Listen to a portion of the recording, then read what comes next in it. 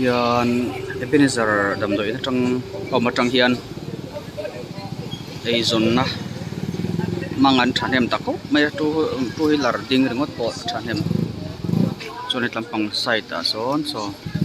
me zuar an om tau baka tampang tin thar road lampang ania tin thar beng lampang ani to ni chuan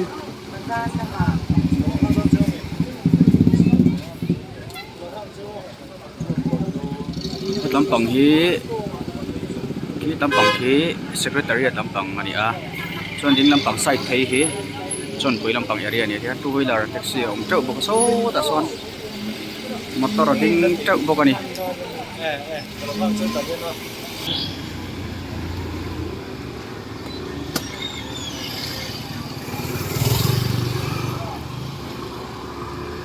lampang hi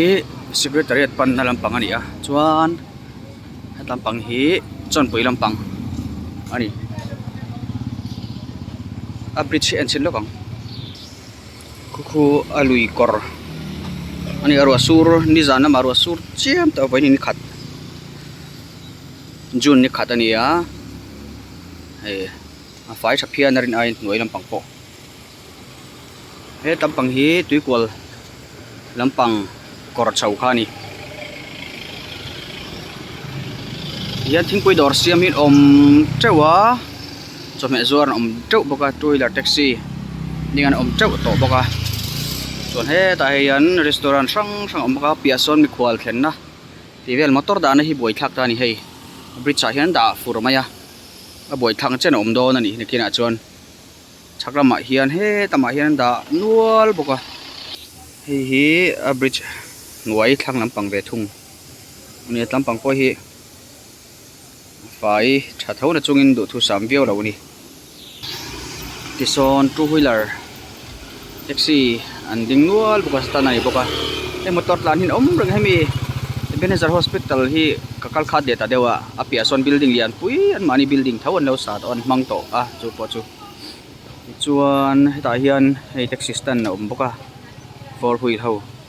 hetla hi damdoi na chon Mizoram damdoi na chon lun ber pol ti la private a chon kan soi sual lo mai thei ni yan ei le in zuar chi sang sang an kat nuk maya an tei so mai bok ani soi tong khan voin hi jun ni khat sang ni som ni pathum mani a tam tak tan ei zon na damdoi in om hian mal som tam tak akeng tela ni bero me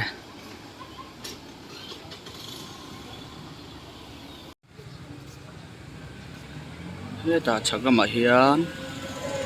tam hi din thar road ania hian motor parking na mun he zau te ole ka kong ma ma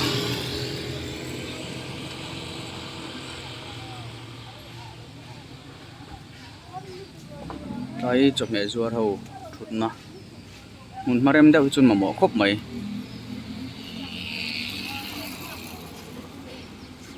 nitlama hian park nual bok ani